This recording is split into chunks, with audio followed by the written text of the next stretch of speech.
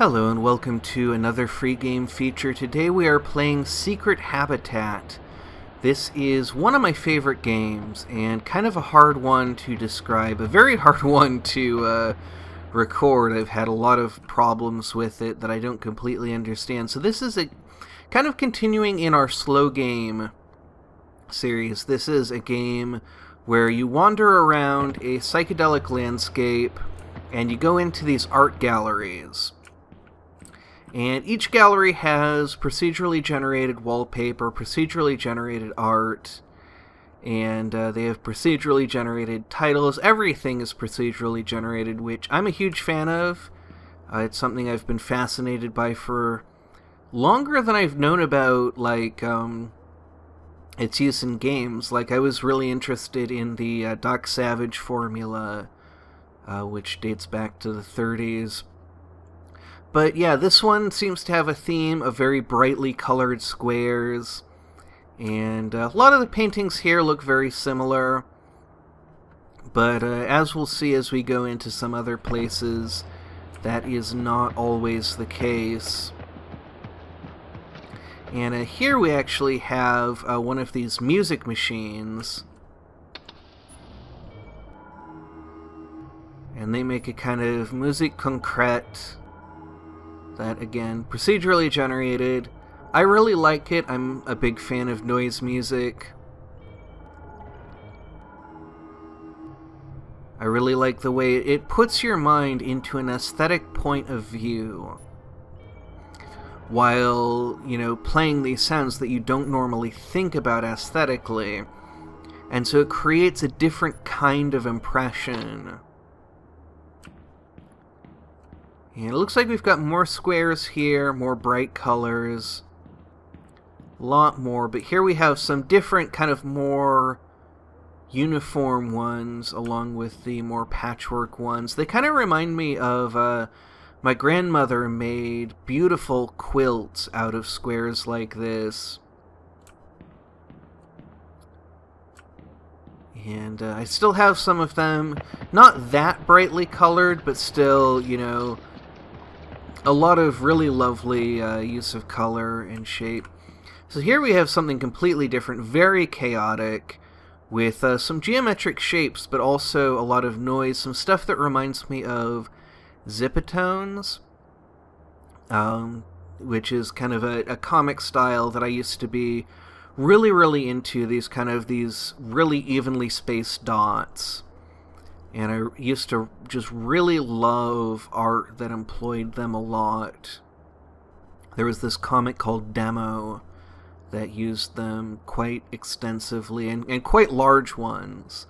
They were originally used just for creating shading, but this comic used them kind of to imply shading, but in a way that made them look very artificial, which I really liked. And then there's this kind of really complicated geometric shape in the corner here that I really love. Kind of reminds me of a dodecahedron or an icosahedron, but there's a lot of kind of Rorschach effect going on where I'm seeing things that aren't really there, and that really is why this game is so special to me, is because it puts you into that aesthetic point of view, and it gives you different stimulus to just free associate and see what you can see. And some of them you don't see anything in, some of them you do, but there's so many of them that you can always find something interesting. So this one almost has the middle almost looks like a panther head or a crocodile. It kind of looks like, reminds me very vaguely of a lot of the art local to Seattle, the kind of the native art, with these very geometric shapes. The Seattle Seahawks logo is based on it, but it can get much more elaborate than that. And so that center band across the almost exactly horizontally across the middle there has a lot of those shapes in it. And because I'm from Seattle, that's something that I'm very used to seeing. Whereas this one is much more kind of reminds me of art that I can't actually place the name of. My grandmother had some, like, needlepoint, very kind of psychedelic needlepoints that were made as part of peyote rituals, and it reminds me a little bit of that, but it also reminds me of some of the other art she had. She had very interesting geometric and kind of psychedelic art, but not made from psychedelia, just evocative of that. I think they were mostly made from folk art traditions, not from the psychedelic art tradition. Now, there's one other thing about this game that I think is pretty cool. I want to see if I can find a spot where I can do a little bit of parkour. It's a little bit hard to find spots, though we actually just jumped into a gallery through the window, and this one actually has some really lovely use of color. Now, I don't want to let this go too long. I could go on forever with this game. So I'm going to head out of here as much as I love this particular gallery.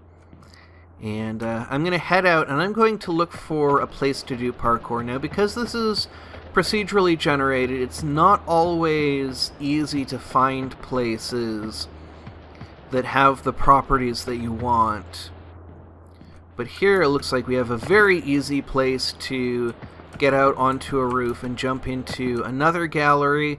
Sometimes you'll get what I call secret galleries, where you'll actually find a gallery that doesn't have any entrances, though those are pretty rare. But I always like to keep an eye out for those, see if I can find my way into one.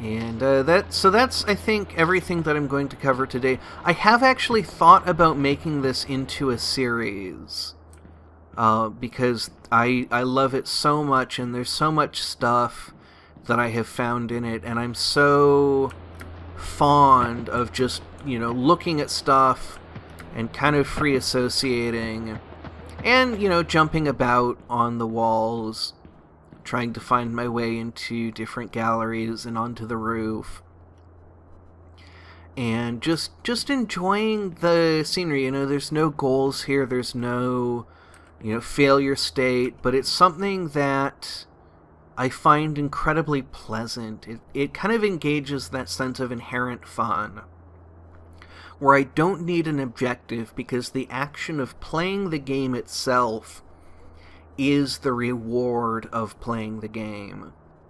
And that's something I really value in games. If you ever watch my live channel, I play a lot of games where failure is kind of the constant and you don't get rewards, but the act of playing the game itself is inherently rewarding simply because it's fun.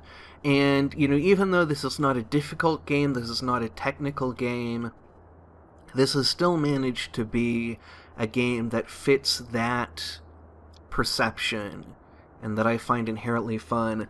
So, I did one video for this game that ended up being like 40 minutes, and it's been a really cursed series to try and record. I've had so many different things go wrong.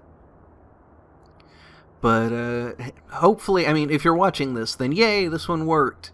But I'm going to try and not let it go on to 40 minutes. But I have genuinely thought about making this a series. And so if that's something you would like to see, put something in the comments. Otherwise, I'm glad to have shared this. It's a free game. I recommend checking it out. The developer lives on a boat and makes games full-time and lives off of donations. So go send them some support. Link is in the description. Strange Think Games. This one is Secret Habitat. This developer has several games that are all really interesting and make use of procedural generation in really cool ways with a really great aesthetic. So, thank you very much for watching, and have a great rest of your day.